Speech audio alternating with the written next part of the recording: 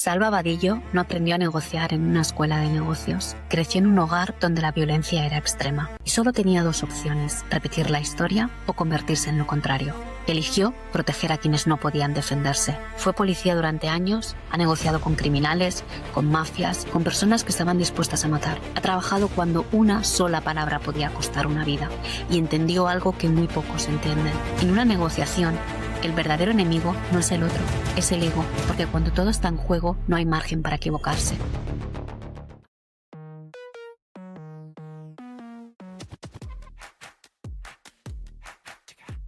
Yo crecí en un hogar donde la violencia era extrema, tanto física como psicológica como verbal. O era malo o era de los otros o trataba de ser de los otros. Este hombre se atrincheró y decía que iba a matar a su mujer y sus hijos. Y a veces, entendiendo la situación, se puede conseguir desescalar la situación hasta que la persona vuelve a su estado más racional. Nosotros entendemos que el 70% de la información que recibimos de entrada es falsa. No hay ego en negociación. Si hay ego en negociación, te tienes que ir. Todos los días dudo de mí mismo, porque el estúpido y el incompetente no duda jamás. Entonces, el dinero que no tengo no es mío, por lo tanto no lo puedo perder. Lo que sí podía perder era el respeto por mí mismo.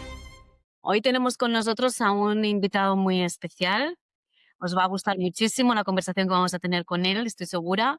Es Salva Vadillo. Salva es negociador de crisis y actualmente Country Manager en The Trust Agency. Muchísimas gracias, Salva, por estar aquí esta tarde con nosotras y por compartir esta charla. Salva, cuando nosotros leemos tu perfil, aparecen palabras que nos llaman muchísimo la atención, como crisis extrema, negociación de rehenes, ambientes hostiles, ¿no? Pero hoy queremos ir un poquito más allá, conocerte mejor a nivel personal también y ver cómo se construye, ¿no? Alguien que ha aprendido a negociar cuando todo está en juego, ¿no? Para poner un poco en contexto a la audiencia, Salva ha sido policía durante años y, bueno, pues que actualmente se dedica a la negociación en altísima intensidad a nivel internacional. Además, también Salva asesoras a CEOs, abogados y a equipos directivos, así que también nos contarás un poquito más sobre esto. Y bueno, pero antes de todo, empecemos desde el principio, o sea, empecemos un poco desde ese Salva cuando era pequeño y cuáles fueron tus primeras influencias, ¿no? O sea, ¿qué había en tu entorno familiar quizás que te llevó a ese interés por la negociación, por la disciplina, por el conflicto también? Esto os va a sorprender, porque no soy muy de hablar en público de este tipo de cosas. Yo crecí en un hogar donde la violencia era extrema, tanto física como psicológica como verbal. Entonces, digamos que mi contacto con el conflicto y con la violencia es desde que era muy jovencito, desde que era un bebé, de hecho. Entonces, Salva, porque yo cuando lo recuerdo parece que no es mi vida, porque ya tengo una edad y parece que me la estoy inventando, pero Salva era un niño muy bueno, era un niño que estudiaba mucho, era un niño bueno, en un ambiente muy malo. Pero también tengo que decir que muchas familias horribles, los hijos son niños muy buenos y muy disciplinados y con muchas ganas de avanzar. Entonces, bueno, mi infancia nace ahí y también tengo que decir que para mí fue la lección capital de mi vida, porque de hecho solo tenía dos opciones. Hay gente que me dice, uy, qué difícil, ¿no? La gente más íntima con la que hablo y ahora me abro con vosotras como si fuera una conversación entre amigos muy íntimos. Qué difícil. Y siempre les digo que no es cierto. Yo lo he tenido muy fácil porque tenía opción A, opción B, pero no tenía muchas más opciones. O era malo Ujú. o era de los otros o trataba de ser de los otros. Y tuve un ejemplo perfecto de quien no quería ser. Por lo tanto, lo tuve bastante sencillo. Bien.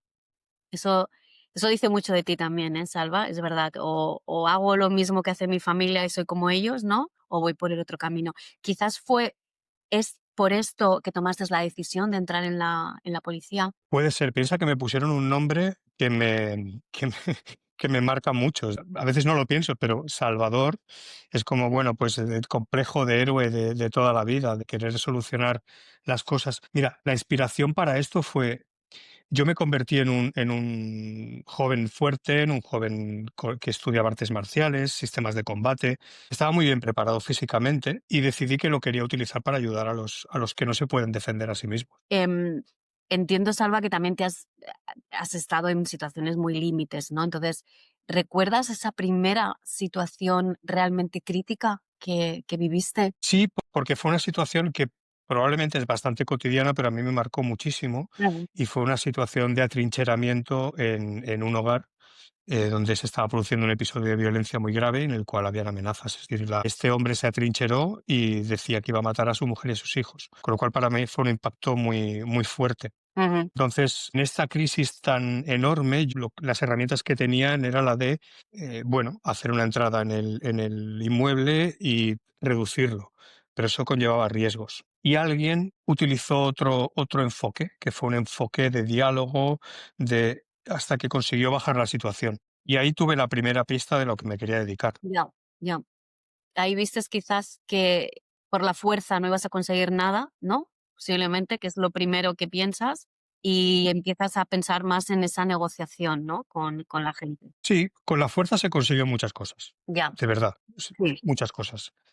Sobre todo cuando tienes el respaldo institucional, es decir, que hay una serie de reglas de proporcionalidad y congruencia de oportunidad, pero sí es verdad que en una situación así tienes bastantes posibilidades. Si, por ejemplo, en mi época sabías que se estaba cometiendo un delito dentro de un hogar, podías entrar, y cuando entrabas con todo, con todo. con todo. ¿Se puede resolver?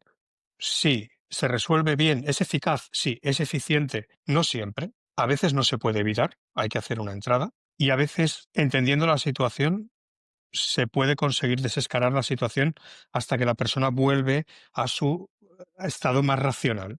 Porque digamos que cuando la emoción está aquí, la razón está aquí. Ya, ya. Este es el trabajo que a mí me impactó profundamente. Y luego tuve otra situación que también me impactó muchísimo, y a partir de ahí fue donde decidí que quería, ¿Qué quieras que de quería hacer esto. Sí, sí, porque hacer daño es relativamente sencillo. sí, es la parte fácil, ¿no? Del trabajo, quizás. Bueno, hay compañeros de la policía que te dirían que es complicado porque, bueno, realmente hay mucho riesgo. Pero quiero decir que situaciones que son muy complejas se Ujú, pueden llegar a resolver con las técnicas de negociación y con ujú. las herramientas que nosotros tenemos, y a mí eso me apasionó. Y desde entonces, pues fue mi ilusión fue dedicarme a esto. Entiendo entonces que en estas situaciones es cuando la policía va acompañada de negociadores, ¿no? En este caso, es policía especializada en estos escenarios, ¿no? Y que están formados para esto también. En ocasiones sí, Ujú.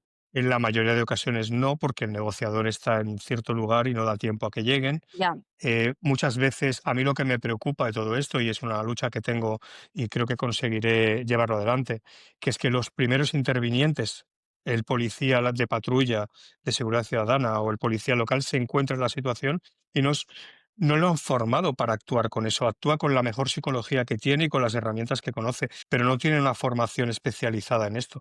Y creo que valdría la pena que el primer interviniente fuera el primero que supiera más o menos qué puede hacer para que la situación no se vaya de las manos. A nivel táctico es importante, y a nivel estratégico aún más importante. Con lo cual, yo creo que ellos lo hacen lo mejor que pueden, y de verdad hay auténticas maravillas dentro de la policía con mucho arte, pero no tienen la metodología, y sería interesante que la tuvieran. Salva, tu vida obviamente con este tipo de trabajo es alta intensidad casi todo el tiempo, ¿no? Y hablamos de negociar cuando no se tiene un margen de error, ¿no? Pero también tú comentabas que de que has sido bebé, has estado en un entorno de violencia. ¿Crees que también esa parte psicológica tú como niño has empezado a negociar con tus padres? Porque sabías que quizás negociando iban a reaccionar de una forma violenta y si hacías de otra forma, tú ibas a hacer esa negociación para que no surgiera esa violencia. Visto en retrospectiva, se podría hacer esa lectura, y sin embargo pienso que sería hacer trampas. Es decir, con mi familia no se podía negociar. Y a mí no se me ocurrió jamás negociar. Es decir, lo único que podía hacer era someterme y poca cosa más. Y es una de las cosas que sí me ha ayudado después a negociar, pero no en aquel momento. Me vino después, cuando entendí que la mayoría de las personas, cuando se encuentran en una posición con un equilibrio de poder asimétrico en su contra, lo que hacen es someterse muchas veces. Y esto es tremendamente duro para estas personas, psicológicamente muy desgastante y a nivel de autorrespeto es, bueno, es mortal. Porque muchas veces se comenta, ¿no? Que los niños que están en entornos familiares muy violentos, como que desarrollan esta capacidad de negociar o esa, no sé, esa inteligencia emocional de alguna forma, ¿no? Como para saber cuándo va a venir esa situación de peligro para ellos y reaccionar de una forma. Por eso que muchas veces dicen que esto como que desarrolla estas, lamentablemente, que estos entornos malos desarrollan estas habilidades, ¿no? Todas estas herramientas en los niños. Mira, ahora que lo dices, es bastante posible que sea así. No lo había pensado nunca de esta manera, pero es bastante posible que sea así. En cualquier caso, lo que sí es seguro es que cuando estás en ese tipo de situación, buscas a alguien que te ayude. Y cuando yo era pequeño, yo ahora tengo 52 años, eran otros tiempos, y entonces no había ayuda. Conforme fui creciendo, parece ser que mi propósito de vida fue pues, ayudar a las personas que no se pueden defender. Como ya he dicho antes, no quiero hacerme pesado, pero realmente esa sí fue mi motivación. El hecho de decir, nadie debería pasar por esta situación y nadie, sobre todo si es un ser inocente, porque un niño en definitiva puede ser travieso. Dudo que mucho más que eso. Ah, Es decir, nadie merece palizas, insultos constantes, castigos aberrantes. Bueno, entonces sí, esa es mi motivación y ahora cuando lo miro hacia atrás, sí, es verdad. También es verdad que durante un cierto tiempo de mi vida me preparé para utilizar la violencia y me convertí en todo un experto en ello y estuve enseñando a diferentes policías en diferentes sindicatos a arrestar y controlar a las personas. Cuidado, para mí era muy importante, todo el sistema que yo desarrollé era un sistema que causaba dolor, pero no daño. Mm, Y creo que es una diferencia importante. Para mí era muy interesante trabajar con cómo funciona el cerebro, conseguir eh, hacer las cosas de una manera en la cual el cerebro entrara en un bucle de paralización, huida, y yo pudiera arrestar a esa persona causándole dolor, pero sin hacer daño, que creo que son cosas distintas. entiendo, entiendo. Y regresando justamente a tu trabajo, Salva, ¿cómo gestionas el miedo cuando sabes que una mala decisión puede costar vidas? Pues si alguien es experto en comunicación no verbal, me habrá visto tragar duro ahora. Es decir, es muy difícil, eh, porque todos somos personas normales y corrientes. Los profesionales tenemos protocolos de trabajo. Entonces, cuando hablas del miedo, nosotros tenemos un protocolo completo. Y entonces hacemos un protocolo y lo explico muy rápido porque no quiero tampoco enrollarme con esto. Nosotros evaluamos, nos hacemos varias preguntas. Una, ¿tengo las competencias para hacer esto? Sí, no. Si no las tengo, me tengo que retirar.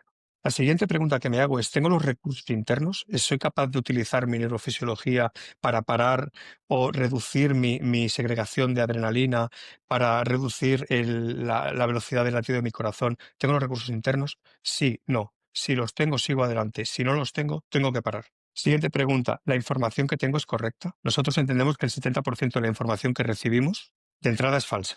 Está manipulada, está alterada, está sesgada, para, para engañarnos o no, simplemente porque son interpretaciones, ¿no? El siguiente elemento es, una vez que me aseguro de que tengo la información correcta, es valoro si el tiempo es una medida de presión para mí o presión para la otra parte. Y dependiendo de lo que sea, lo utilizo de una forma u otra. Y después miro también qué es lo que está en juego, lo que nosotros llamamos el envite, el stake en inglés. ¿Qué está en juego? Si lo que está en juego para mí es motivador, es decir, salvar vidas me motiva, sigo adelante. Si me da miedo y me inhibe el hecho de poder perder una vida, entonces me tengo que retirar. Si puedo seguir adelante, me hago la siguiente pregunta. ¿Tengo los recursos cooperativos externos? ¿Tengo a alguien en quien pueda confiar? ¿Compañeros, amigos, equipo? Si lo tengo, todo está bien. Es decir, os acabo de hacer un resumen de un protocolo de trabajo que se llama Critter y que no es en base a que uno innatamente tenga una serie de capacidades, sino que están entrenadas bajo un protocolo concreto que creó Logan con Valverde, que es el mejor negociador del mundo. Wow. Y hablando de eso, Salva, ¿qué es lo más difícil de dominar la mente, el cuerpo y también el ego, ¿no? Pues el ego, porque el ego es ese filtro que tenemos que hace que tengamos ciertas reacciones fisiológicas o ciertas reacciones psicológicas. Entonces, si el ego no está controlado, tenemos que salir de la situación rápido. Siempre decimos que, por ejemplo, en Francia, que es de donde viene nuestra empresa, la negociación le llamamos nego constantemente. Y nego es N y luego pones no, ego. No ego. No hay ego en negociación. Si hay ego en negociación, te tienes que ir.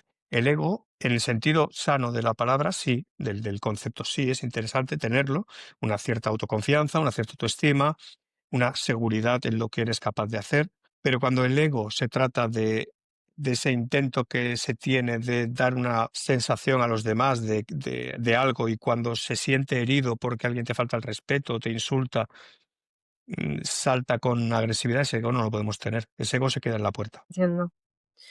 Y Sandra, antes comentabas, ¿no? De que había negociaciones que te habían como marcado, ¿no? Y hasta a veces me imagino que habrás tenido alguna negociación que te cambiara la forma de ver tu profesión. ¿Nos puedes contar un poquito de eso? Te puedo contar que lo más complejo para mí en una negociación, y lo que me hace cada día tener que volver al principio y recordar que no paro de aprender, es que es muy fácil juzgar a la persona que tienes delante. Entonces, aunque sea un criminal, Sí. Mm. él, a no ser que sea un psicópata, un sociópata, hablamos de diferentes perfiles malignos que son distintos. La mayoría de las personas sienten que tienen razones para actuar como actúan y han generado toda una historia para llegar a donde han llegado que justifica el hecho de lo que están cometiendo. Por lo tanto, si yo entro en juicio, soy incapaz de empatizar. ¿Qué significa empatizar? No significa sentir con él, eso es simpatizar.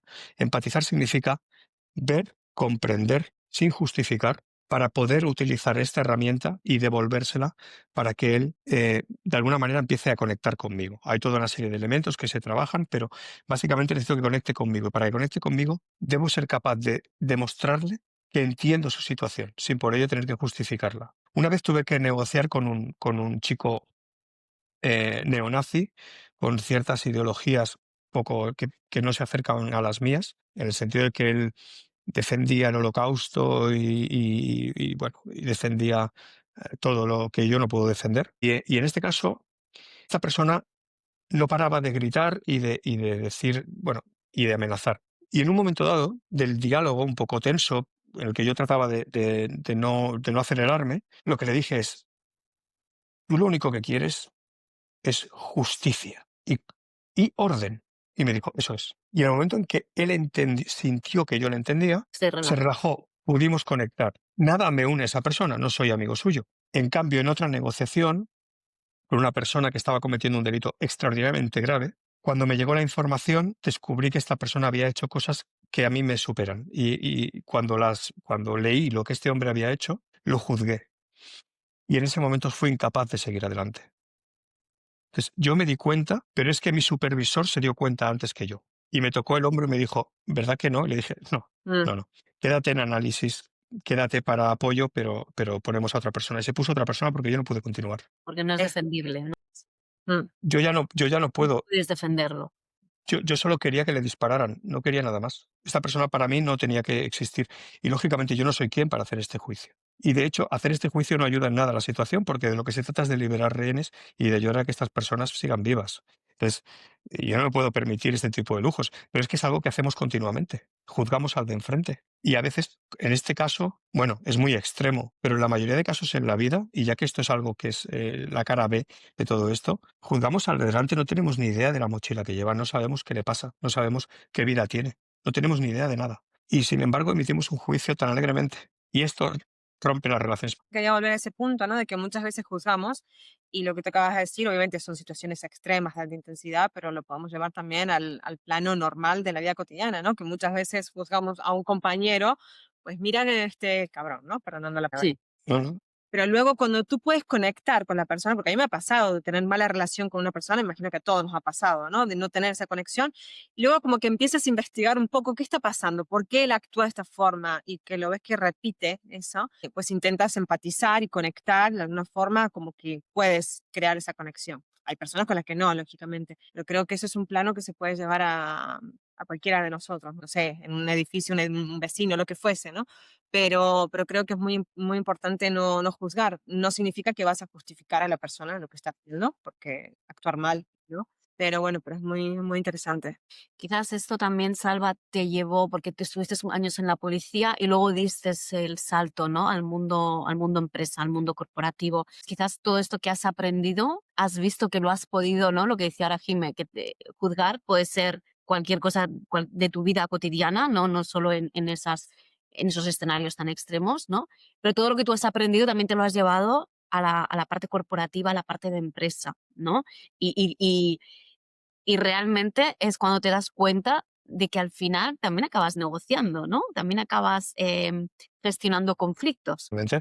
De hecho, mira, en varias situaciones, yo que trabajo con empresas a nivel internacional, muchas veces son situaciones de secuestro, no de secuestro real, pero es de secuestro. Ves a alguien, ves una empresa con mucho poder, Mm. que cree que lo tiene, que cuidado, que esto es algo interesante en negociación, porque el poder, la percepción de poder es algo que va cambiando conforme la situación avanza y el diálogo sigue adelante. Eh, y encuentras a personas secuestradas o encuentras a personas que realmente no han calculado qué es lo que realmente quieren, pero no lo que quieren, sino cuál es la necesidad fundamental que buscan satisfacer con esa negociación. Y otra cosa muy importante, no distinguen entre posición e interés real. La gente toma una posición. Yo quiero que me subas el sueldo. Esto es una posición. Detrás de esa posición hay necesidad. Mediante el diálogo es cuando se consigue entender la necesidad o hacer hipótesis lo mejor que se pueda y a partir de ahí lanzar una serie de elementos que se llama, bueno, pues propuesta basada en el interés real, en las hipótesis de interés real, una propuesta con una contrapartida. Porque negociar no es más que conceder algo a cambio de una contrapartida. Y muchas veces me encuentro con que algunas personas creen que negociar es conseguir todo lo que quieren, y no lo es. Y hablando solo sobre el mundo de empresa, ¿no? Vosotros usáis la metodología Hermione, que no es quizás una metodología que ha nacido en el mundo empresa, sino que viene más de operaciones especiales, ¿no? Eh, ¿qué es lo que más sorprende a los directivos cuando conocen cómo funciona? Lo primero que se les sorprende muchísimo es, no lo primero, una de las cosas que les sorprende muchísimo es la metodología tan exhaustiva que hay para la negociación. Es decir, muchas veces aquí yo trabajo con empresas y doy formación, y a la última empresa que he dado formación este final de año me decían, es que, claro, nosotros negociamos por instinto, pero no tenemos metodología. Y entonces lo que nosotros hacemos es ofrecer una metodología, la que nosotros utilizamos, que son preguntas, son 8 preguntas. Entonces, en base a estas preguntas empezamos a trabajar. Es decir, hay 6 del acrónimo Hermión, 6 de las letras, son preparación. Hay una preparación exhaustiva. Y solo las últimas 2 son la acción, que es negociación y el compromiso, el engagement. Esto les sorprende. Luego les sorprende mucho el mandato, es decir, cómo se elabora un mandato de negociación. Normalmente es línea roja, o sea, esto es lo que quiero, esto línea roja. Se sorprenden de que su línea roja no es real, no es real. Que en realidad es muchas veces es una cuestión de orgullo, no, es solo hasta aquí, pero en realidad no es hasta ahí. Cuando se establece un mandato bien elaborado, nosotros una herramienta que se llama Mandascan, que es como una tela de araña, o una diana, que es como nosotros la vemos, pero decimos tela de araña para que no se asuste. Hay muchos ejes dentro del mandato que se pueden tocar y que ecualizan la situación. Empieza por un punto ideal. Esto es lo que me gustaría tener. Y luego hay un punto objetivo. Esto es lo que creo que puedo conseguir. Después hay un punto de inflexión. Esto tengo que ver si lo puedo ceder a cambio de qué otra contrapartida. Pero este punto de inflexión, como nosotros siempre separamos, decisor no negocia, negociador no decide, el negociador lo que hace es utilizar este punto para decir, no, mi mandato no llega hasta aquí, no puedo tomar esta decisión, necesito consultar con mi decisor. En estas condiciones no creo que acepte. ¿Qué puedes darme para que sí acepte? Y entonces ahí saco algo más. Y luego está el punto de ruptura, que es el punto donde ya no hay vuelta atrás. Me levanto de la mesa y me voy, sin más. Muchas personas creen que el punto de ruptura o la línea roja está en un sitio, pero cuando están en la situación real, ven que no se van a levantar de la mesa, que aún pueden conceder más. Claro. Y hay que tener cuidado porque eso puede ser sumisión y puede ser malo. Muchas veces no es bueno y otras veces es una cuestión de orgullo. Yo me acuerdo asesorando a un empresario que quería abrir un mercado internacional en un país asiático y entonces me dice, no, es que no estoy dispuesto a aceptar el precio que me han dado. Y dije, muy bien, haces bien, si no te parece bien. No, y le dije, ¿y exactamente cuánto pierdes no entrando en el mercado? Hizo el cálculo. Entonces le dije, ¿seguro que no te merece la pena entrar, aunque sea a este precio bajo, lo que tú llamas bajarte los pantalones, ¿seguro? Porque si es así, perfecto, adelante. No, no, cambió de idea y luego lo fuimos a celebrar, porque muchas veces no se hace la pregunta adecuada a este decisor, o no se la hace uno mismo, que negociar con uno mismo es bastante complicado. Pero en cualquier caso, esto sorprende mucho a los empresarios. Perdona que me estoy alargando. O sea, No, no, no, sabes.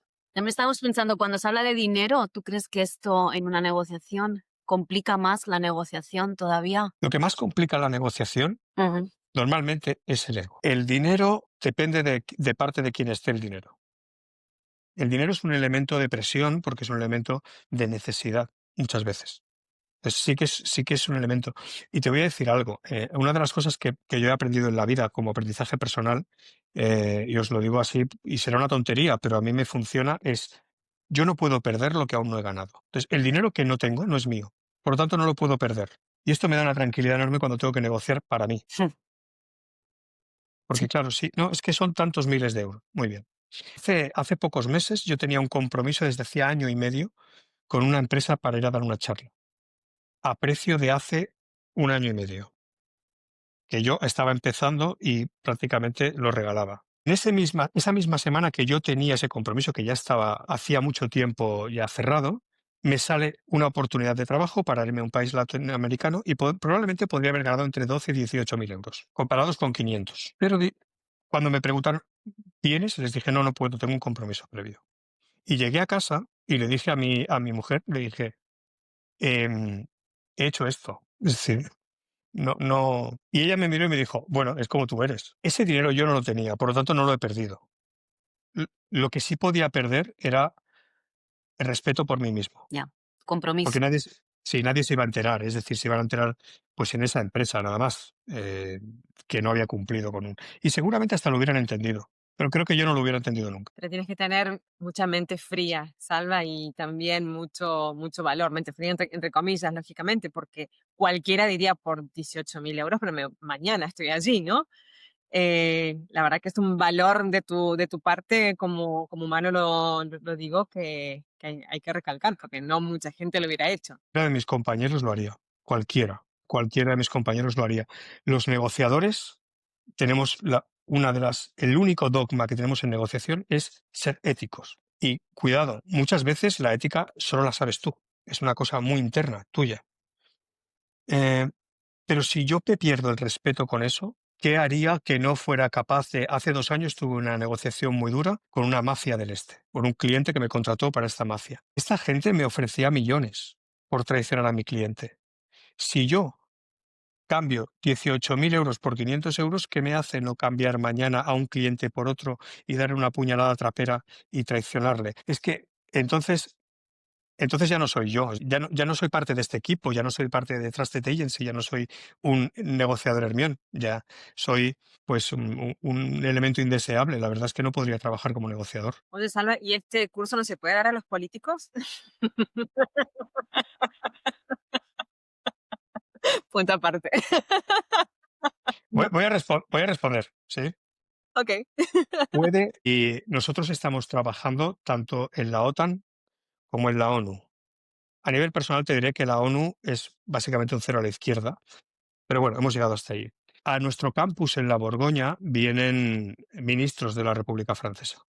Yo no soy experto en cómo está la política en Francia ni en otros países. Soy más sufridor de cómo está en este país. Muy pocos políticos de este país tendrían la capacidad para aprender esto y no utilizarlo de forma torticera. Y eso me preocupa. Ojalá y sí fuera así. Pero me da mucho miedo pensar que hay ciertas cosas de ese trabajo que es muy fácil utilizarlas para manipular. Y yo no se las enseñaría, francamente. Y que creo que también que mucha gente se piensa que negociar es imponer. Entonces, muchas veces esto puede llegar al fracaso. Claro, es que negociar no puede ser imponer. Es que imponer es imponer. Negociar es dar a cambio de algo, sacrificar algo.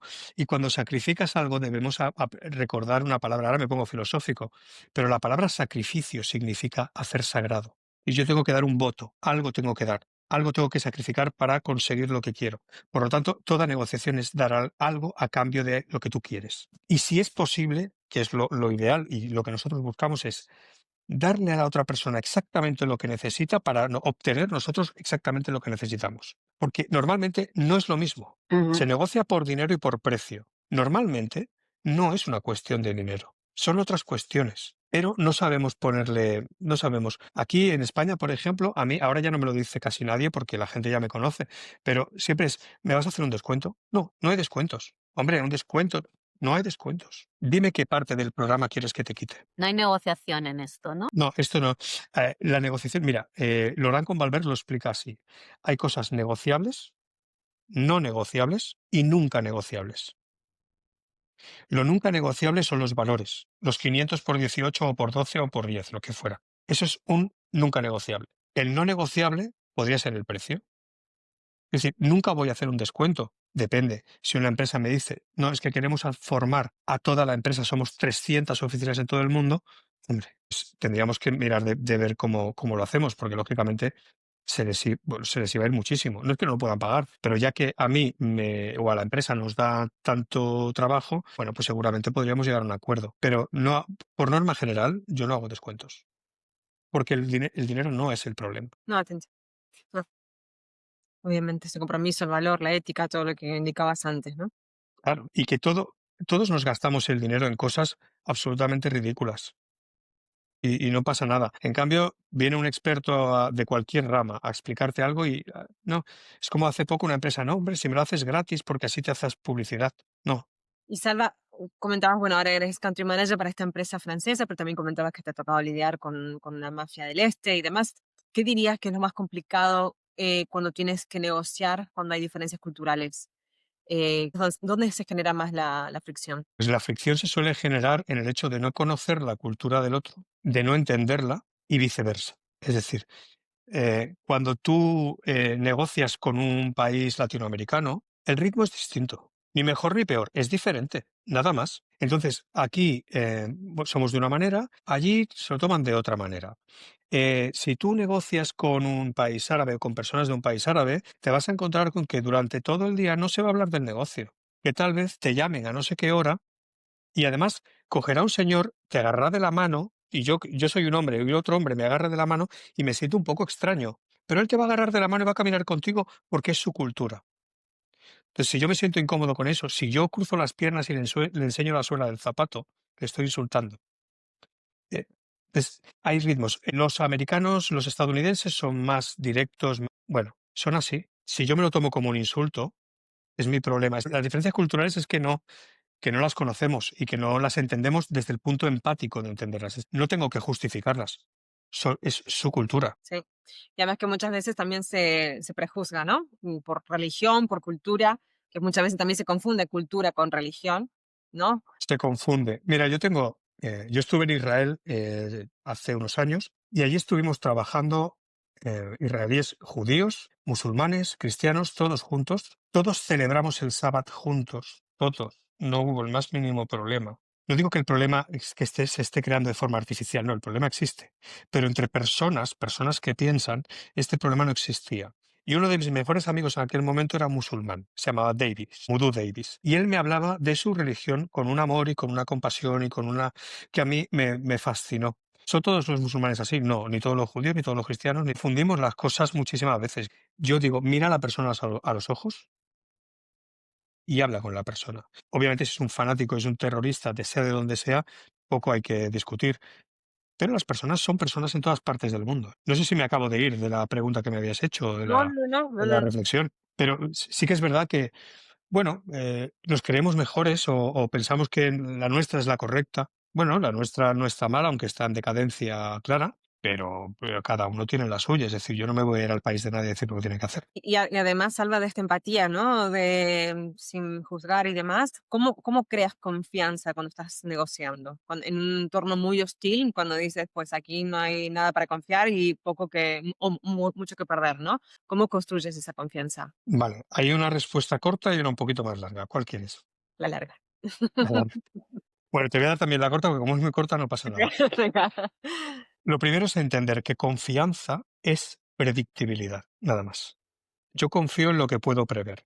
Con lo cual, si yo demuestro a la otra persona que entiendo que cumplo mi palabra y que estoy realmente comprometido en la situación, va a confiar, no por una cuestión emocional o afectiva, no, va a confiar porque puede predecir mi comportamiento. Eso es lo primero. El segundo nivel es lo que hemos hablado. Lo primero que tengo que utilizar ante una situación en la que necesito generar confianza es la escucha activa. Y la escucha activa, por sorprendente que parezca, todavía hay gente que me dice, bueno, es escuchar haciendo así, y no es esto. Escucha activa es resumiendo mucho porque hay muchas más cosas. Nosotros tenemos la escucha táctica. En mi libro está todo un capítulo de escucha operativa y es reflejar, parafrasear, resumir, preguntas abiertas, preguntas cerradas, que muchas veces se cree que no, preguntas cerradas no, preguntas cerradas sí. Y ahora, si queréis, si nos da tiempo, os explico un ejemplo del por qué. Hay una serie de elementos que me permiten entender la dinámica de la otra persona. Una vez que yo escucho activamente, puedo mostrar empatía. Puedo, mediante esas técnicas, conseguir que la otra persona vea que yo entiendo y que estoy ahí para ayudar. Cuando la empatía es bidireccional, cuando la otra persona la recibe, también lo es conmigo y se produce la vinculación, lo que se llama rapport en inglés. A partir de ahí viene la influencia, ahí ya puedo influir, y después viene el cambio de comportamiento. Esta es la escalera del cambio de comportamiento del FBI, creada por Gary Nesler, que fue el exdirector internacional de secuestros del FBI, que ahora, no sé si ahora mismo está todavía en la agencia, pero hace un poco tiempo era uno de mis compañeros en la agencia.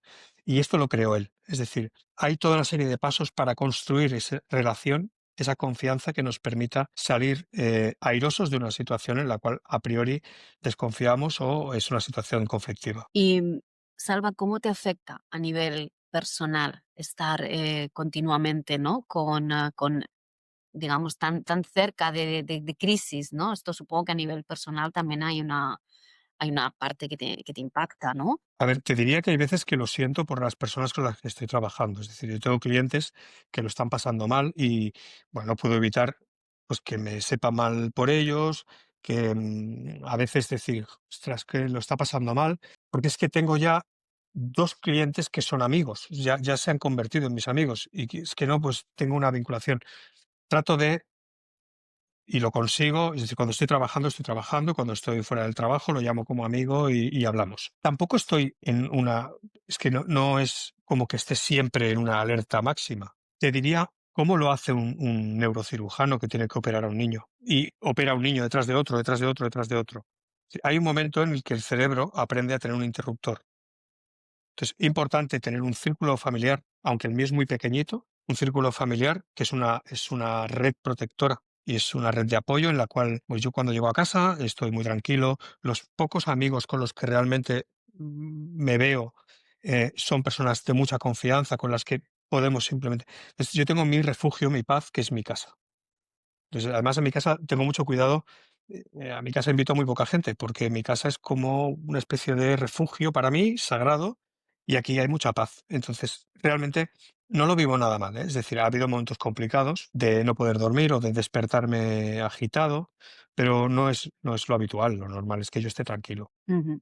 O al menos has sabido cómo diferenciar, ¿no? De lo que es tu casa, tu refugio, a lo que es tu vida profesional. Y eso no debe ser nada fácil tampoco, ¿sabes? No llevártelo todo a tu casa. Te voy a hacer otra confesión. Esta te va a sorprender.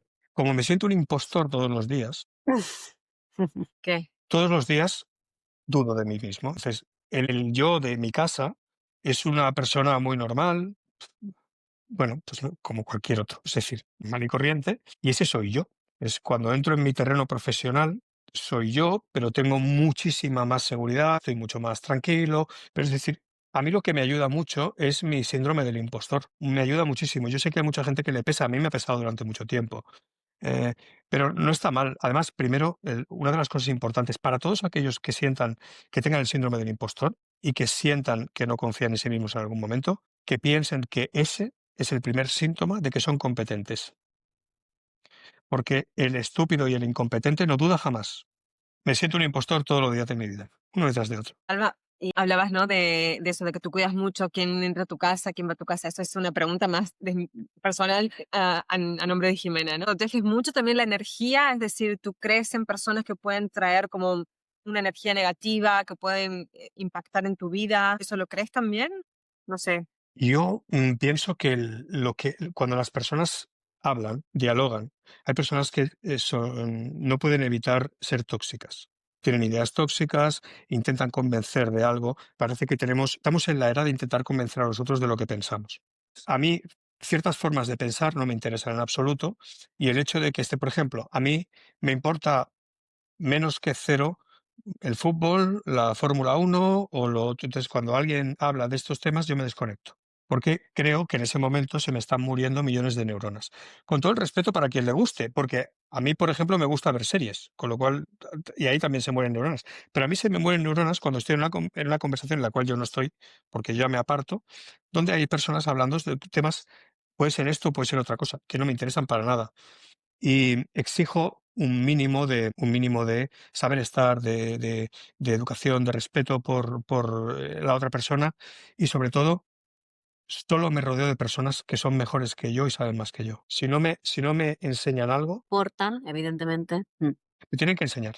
Me tienen que enseñar algo. Tienen que conseguir que yo aprenda algo, que tenga un momento eureka, o que me hagan sentir, como le dije a mi más íntimo amigo, David, que es como mi hermano, que después de hablar una semana, estuvimos un fin de semana charlando y tal, a los 2 o 3 fines de semana nos volvimos a ver y le dije, te pido disculpas porque el otro día, o sea, realmente estaba defendiendo posturas completamente estúpidas y ni siquiera sé por qué las estaba defendiendo. Creo que fue mi ego. Y él me miró y me dijo, ya te conozco, no pasa nada. Ya sé que, pero es decir, que nos pasa a todos, que no es que lo juzgue solo los demás, que me pasa a mí también. Por lo tanto, tengo que tener cuidado con quién comparto tiempo, para que no se me vuelva a meter ese virus en el cuerpo de tratar de convencer a los demás de que tengo la verdad. Quería preguntarte también qué consejo le darías a los jóvenes, ¿no?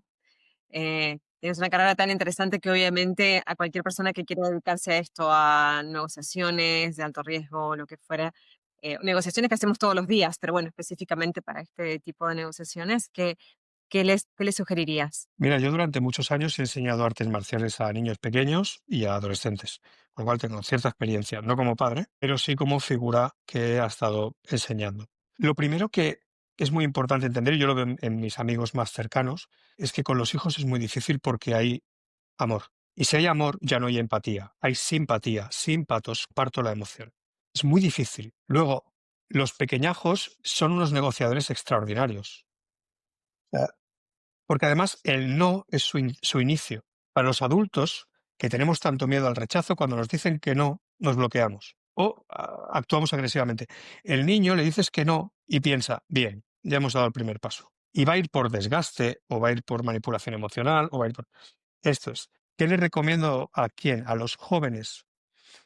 ¿En qué aspecto? Por ejemplo, un aspecto muy importante, lo que hemos dicho antes, todas tus relaciones tendrán la calidad que pueden llegar a tener, el máximo de calidad que pueden llegar a tener, si eres capaz de escuchar al que tienes delante sin ningún prejuicio, hacer un acto de empatía, de escucha activa, devolverle lo que te está diciendo, y tal vez, si necesitas ayudar a alguien que está en un camino equivocado, en lugar de decirle que está equivocado, hacerle preguntas muy concretas, muy adecuadas, que permiten hacer algo que me encanta, que se llama derribar el muro de las certidumbres. Y eso en negociación se enseña y se aprende. Por lo tanto, es útil para jóvenes, para padres con niños, para niños con padres, para todo el mundo. La verdad es que es útil. Yo no he encontrado ningún aspecto, bueno, sí, hay aspectos en los que la negociación ya no tiene sentido, porque hemos entrado en una espiral de violencia, por lo tanto ya no hay negociación. Cuando un secuestrador dice, bueno, voy a matar a un rehén para demostrarte que voy en serio, la negociación ha terminado. En este punto seguimos negociando, pero ya para otra cosa, ya no negociamos realmente para que él también salga indemne. Entonces es otra cosa. Pero sí, en casi todo lo demás la negociación tiene mucho sentido. Y más allá de los jóvenes que quieren dedicarse a esta misma carrera, eh, en general, tú, por ejemplo, eres un experto en artes marciales, ¿no? ¿Tú crees que también es necesario saber algún deporte así de autodefensa? Yo creo que sí, por varios motivos. Primero porque eh, aprendes a soportar la frustración. Yo recuerdo que cuando me examiné de cinturón negro, era muy jovencito, tenía 19 años. eh, Había una técnica que no me salía, no me salía, no había manera. Y recuerdo irme al vestuario y ponerme a llorar y abandoné. Volví un mes después, hasta que lo conseguí. La vida, muchas veces, te dice que no, y no hay una razón. Es porque sí, se acabó, no hay más. Aprender esto antes, digamos que el servicio militar que se hacía en España era un servicio militar discutible, pero algo se aprendía, y es que hay veces que hay que cumplir una orden porque hay que cumplirla y no hay más explicación. Y la vida no te da explicaciones, nos las inventamos y está bien porque es terapéutico, pero realmente las cosas pasan y saber soportar la frustración es importante. Esto es lo primero, el tener mecanismos como para poder defenderte en una situación en la cual ya no hay negociación posible, es importante para otro respeto y es importante también para enfrentarse a todas las situaciones que te vas a encontrar en la vida laboral o en tu vida académica, porque son duras. Entonces, el tener las herramientas para defenderte también además genera que se liberen ciertas proteínas en el cerebro, ciertos neurotransmisores que son beneficiosos. Por lo tanto, capacidad para resistir el dolor, para ser disciplinado, para hacer las cosas porque hay que hacerlas. Cuando hay un cuento en artes marciales, me explicaron cuando era muy jovencito, que un alumno le dije a su maestro, maestro, si empiezo ahora, ¿cuánto tardaré en tener un cinturón negro? Y le dijo, 5 años. Y si voy más rápido, 10 años. Cuestión, una frase que me gusta mucho, que se le atribuye a Napoleón de una manera, pero que es de Octavio César, de Octavio Augusto, que es apresúrate despacio. Y esto las artes marciales te lo enseñan. Hablábamos, Salva, de los jóvenes y también eso me hace pensar en el futuro, ¿no? Donde ahora mismo, en un mundo donde cada vez todo es más digital, donde tenemos la inteligencia artificial, donde cada vez quizás hay como menos contacto humano. ¿Tú cómo ves esto en unos años? ¿Crees que la negociación será más fácil o será quizás más compleja? El contacto humano es esencial, esencial. Y aunque es verdad que vivimos metidos en nuestros teléfonos móviles y tal, eh, he oído que los jóvenes están empezando a buscar lugares de reunión, donde reunirse, donde verse, donde... Es decir, los intercambios, la naturaleza humana es la naturaleza humana y no va a cambiar así de la noche a la mañana. Llevamos no sé cuántos cientos de miles de años y ahora no vamos a cambiar en 2 décadas. Porque aunque la tecnología cambie, el cerebro no cambia.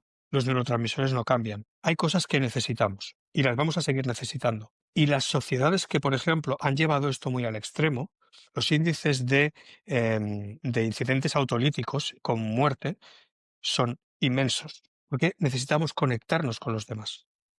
Las personas necesitamos, nosotros en preperfilación decimos, las personas necesitamos validación, aceptación, control, autoridad. Y lo necesitamos que otra persona nos reconozca, necesitamos el contacto humano, necesitamos la oxitocina, necesitamos muchas cosas. Por lo tanto, yo no creo que vayamos a perder esta batalla. Lo que sí me hace gracia a veces cuando me dicen, no, pero con la inteligencia artificial tal vez los negociadores perdemos trabajo. No, No. y te voy a decir por qué. La inteligencia artificial calcula datos, no percibe al humano. Hace una, un intento fallido de empatía, pero básicamente hace algo horrible, que es te da la razón. Eso no es empatía. Sí, totalmente de acuerdo, Salva, lo que dices. Es más, esto me hace recordar que hace poco hemos tenido una invitada también que justo lo que nos dijo fue la inteligencia artificial no tiene empatía y eso no nos lo va a poder quitar. Entonces, justo ahora me he acordado de esto porque es lo que estás diciendo. Entonces, totalmente de acuerdo contigo. No va a Sí, sí. quitar No, el trabajo a los negociadores. no, y si me lo quita, pues tendré que reinventarme. ¿Qué remedio? Es decir, Exacto. Nos no pasa nada. reinventaremos como hicieron los que tenían un videoclub antes, ¿no? Pues lo Efectivamente. mismo. Efectivamente, es decir, de todas maneras seguirá habiendo conflictos entre humanos que tendrán que ser resueltos de alguna manera y dudo que ChatGPT o cualquier otra de las marcas lo vaya a resolver en breve tiempo. No tengo, o sea, no lo temo. En cambio, agradezco mucho la ayuda que me da, porque ahora me ayuda muchísimo a encontrar fuentes muy rápido, a resumir mi información que necesito y que necesito cotejar, con lo cual, bueno, sí que la inteligencia artificial creo que tiene cosas muy, muy positivas también, Claro. desde luego. Ayuda no quita el trabajo. Es algo que normalmente comentamos, ¿no? Yo creo que sí. Yo sé que hay gente que está siendo despedida y tal por el tema este, o dicen que, y supongo que ellos se sienten muy perjudicados. Toca adaptarse y toca avanzar. Y tocará Y reinventarse, ¿no? no queda más remedio. A mí y a todos nosotros. Exacto. ¿Y qué sigues aprendiendo a día de hoy, Salva? Es que son muchas cosas. Sigo aprendiendo que a veces soy rígido, que a veces juzgo demasiado rápido, que a veces creo tener razón porque tengo mucha experiencia, que a veces y que todo esto no es verdad. Entonces esto lo tengo que aprender cada día y que eh, aprendo casi de cualquier persona con la que me cruzo, es decir, aprendo porque el otro día alguien dijo, no sé dónde lo vi, decía, todo el mundo sirve para algo, aunque sea de mal ejemplo. Entonces, que todos los días tengo que aprender. Y entonces, Sigo luchando contra que es imposible, pero tratando de reconocer mis sesgos, sabiendo cuándo los estoy poniendo en marcha, y tratando de aprender más herramientas técnicas de mis compañeros, porque hay técnicas absolutamente increíbles que me han enseñado y que realmente resuelven un conflicto, pero con el chasquido de un dedo. Y a mí eso me apasiona, entonces sigo aprendiendo. En temas de idiomas, Salva, porque estaba pensando ahora, ¿cómo negocias? ¿En qué idioma me imagino que será, bueno, en español si es un caso de España, pero también en inglés? ¿Hablas algún otro idioma? No, lógicamente hablo catalán porque vivo aquí, pero realmente lo utilizo muy poco porque no, en mi trabajo. eh, Español e inglés. Claro, mi inglés no es precisamente de Oxford. Entonces, De ninguna de nosotros. no, yo nunca he estudiado inglés en mi vida. He aprendido a hablar en inglés y a entender el inglés, no sé, viviéndolo. Entonces, lo que sí que hago siempre, y hablamos esto de la cultura antes, creo que es importante, yo siempre lo que digo es, cuando hablo con un angloparlante, siempre digo, soy español, mi inglés es horrible, voy a estar torturándote los oídos durante 1 hora. Entonces, se ríen y se acabó y ya está. Y todos me dicen, hablas muy bien inglés. Entonces hay algo que me encanta, que es que mentir no siempre es malo. Salva, lamentablemente estamos llegando, sé que digo lamentablemente estamos llegando al final de la entrevista mucho, pero realmente ha sido un placer escucharte. La verdad que estaría horas y horas escuchándote de todas las experiencias. Pareciera que tuvieras 20 vidas en una sola y me encanta. Muchísimas gracias por compartir todo esto. Antes de terminar, hacemos siempre como una rueda rápida de preguntas y me respondes lo primero que te venga a la cabeza. Bueno, la primera ya la has respondido, pero la vuelvo a recalcar entonces. ¿La negociación más difícil es con otros o con uno mismo? Con uno mismo. ¿Qué emoción arruina más las negociaciones? El miedo. ¿Silencio o palabra bien elegida? Uy, Respondida. Ya la he respondido. pensaba que te habías quedado, se había cortado la conexión. Muy bien, Salva. Un error que ves repetir constantemente en líderes y directores y directivos.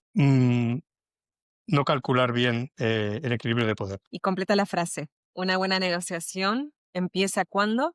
Cuando no estamos de acuerdo. Qué bien. Mil gracias, Salva. Mil gracias. Encantado. Ha sido un Un placer. placer. Un placer. Bueno.